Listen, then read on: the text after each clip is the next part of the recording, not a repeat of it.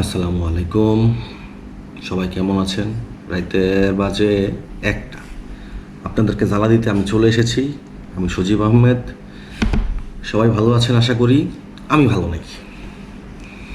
আর আমার মতো যারা বাংলাদেশের খেলা দেখছেন আশা করি কেউ আপনারা ভালো নাই, ভালো থাকার কথাও না।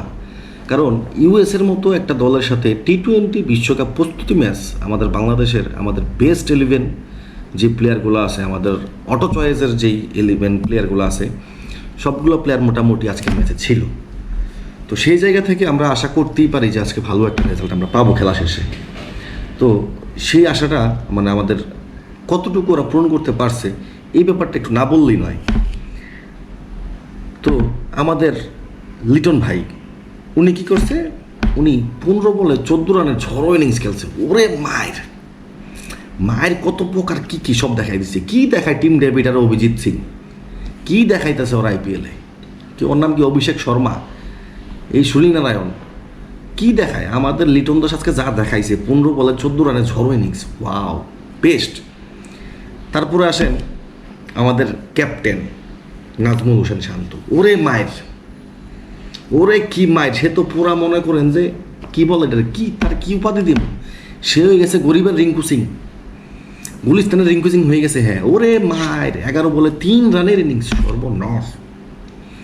আমি মায়ের দিকে অবাক যে কি মারা মারতে আছে। আজকে বাংলাদেশ টার্গেট দিব 250 যা দেখছি। আচ্ছা, এরপরে আমাদের অলরাউন্ডার শোরুম উদ্বোধনকারী সাকিব আল হাসান ভাইয়ের কথা না বললেই নয়। ভাই খেলছে 12 বলে 6 রানের পুরা সিডর ইনিংস, সিডর নার্গিস সব উড়াই লাগছে সব ইউএসএ। আচ্ছা, এরপরে আমগো আছি বুড়া কাক্কু মাহমুদুল্লাহ রিয়াদ। হ্যাঁ কাক্কু মশাল্লাহ সবসময় ওয়ানডে বলেন টি-20 বলেন, হ্যাঁ হ্যার জায়গা থেকে মানে হ্যাঁ হচ্ছে হ্যাটার্স বিনিসে একজন হ্যাটার্সবিহীন একজন খেলোয়াড়। তার কোনো হ্যাটার্স আপনি পাবেন না। সে বুড়া হোক আর জোয়ান কালে কখনোই তার কোনো হ্যাটার্স ছিল না, আমিও ছিলাম না, আমার মনে হয় না কেউ আছে। কারণ সে মোটামুটি তার পর্যায় থেকে তার জায়গা থেকে ভালো খেলার চেষ্টা করে।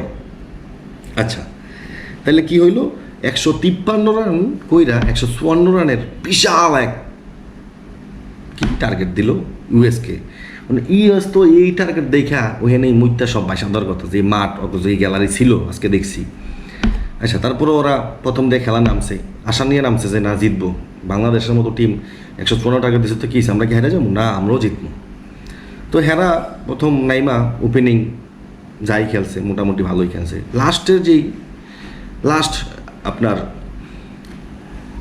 18, 19, 20 যে 3 ওভার বাংলাদেশ করছে, মুস্তাফিজুর রহমান আর হচ্ছে গিয়া মাহমুদুল্লাহ রিয়াদ ভাই বুড়া কাকু। যাই হোক, লাস্ট ওভারের কথা বাদে দিলাম, 6 বলে 9 রান, এটা কোনো ব্যাপারই না। এটা আমার নামাই দিল আপনার নামাই দিল লই নেবেন, কানার মতো কানারা নামাই দিল এতে লাইতে লই লেব, সমস্যা নাই। 6 বলে 9 রান টি-20 ম্যাচে কোনো ব্যাপারই না। আমাকে মুস্তাফিজ ভাইয়ের কথায় আসি। মুস্তাফিজ ভাই 19 নম্বর ওভারে আইসা বল করছে 8টা, 2টা দিছে হোয়াইট, টোটাল 8টা বল করছে ভাই। এই ভাই আমার বড় ভাই, সিনিয়র মুরব্বী মানুষ, বাইরে আমরা কত সম্মান করি ভালোবাসি, তার প্রতি আমাদের এক্সপেকটেশন বেশি, আশা বেশি। উনি দেখাইছে আমাদেরকে, আমাদের কাটার মাস্টার। উনি বিশেষ করে এই লাস্ট আইপিএলে যাইয়া যা করছে তার বলার কোনো অপেক্ষা নাই। ইন্ডিয়ার এত বড় দেশ, সবাই তার ফ্যান হয়ে গেছে। আমরাও তাকে মানে তার কাছ থেকে অনেক কিছু আশা করছি, কিন্তু দিন শেষে সে আমাদেরকে করছে নিরাশ আজকে। তো এই আশায় মানে আজকে যা পারফরমেন্স করছে, এইখান থেকে আমরা আসলে বিশ্বকাপে আমাদের বাংলাদেশ টিম কিছু করবে বলে আশা করতে পারি না। আর সবচেয়ে বড় কথা হচ্ছে, আমরা বাংলাদেশি যারা আছি, বাঙালি ফ্যান, আমরা কখনো আশা করি না যে বাংলাদেশ বিশ্বকাপ নিয়ে আসবে, বিশ্বকাপ জিতবে। আমরা এই আশা ভুলও করি না, স্বপ্নও দেখি না, অনেক দূর এগুলা। আমরা শুধু চাই যে ওরা একটু ভালোভাবে খেলবে। আমাদের যেই চোখের শান্তি, মনের শান্তি, আমরা যেটুকু আশা করি ওদের কাছে, আমার যেটুকু এক্সপেকটেশন আছে এইটুকু পূরণ করলে হয়, যাতে আমরা খেলাটা দেখে এনজয় করতে পারি যে না আমাদের বাংলাদেশ ভালো খেলছে, চেষ্টা করছে খেলার। কারণ ওরা তো আমাদেরকে দেখাইছে এবং ওদের মধ্যেই ক্যাপাবিলিটি আছে যে ওরা ভালো কিছু করতে পারবে। আর এই যে আমার লাস্ট একটা কথা হচ্ছে, বাংলাদেশের এই অটো চয়েসটাকে বন্ধ হবে না কখন। এত খেলোয়াড় বাংলাদেশে আছে, বাংলাদেশে কি খেলোয়াড় নাই? এই যে কয়দিন আগে ডিপিএল হয়েছে, ওরে সর্বনাশ, খালি 100 আর সেঞ্চুরি, 100 সেঞ্চুরি আর সালাম। আরে একজন সেজদা দেয়, পশ্চিম খুঁজে পায় না, আরেকজনের দেখাইতে যে এদিক পশ্চিম সেজদা দেয়। এই প্লেয়ারগুলো এখন কই? হ্যাঁ এখন আছে কোনাই? তাহলে এরা কি খেলতে আইছে না? এরা ডিপিএলে কি খেলা নাই? তাসকিন আহমেদ, শরীফুল ইসলাম, এরপরে এই যে বড় বড় যে সাইফুদ্দিন, এরা কি বল করে নাই? হ্যাগো বলে মারে নাই?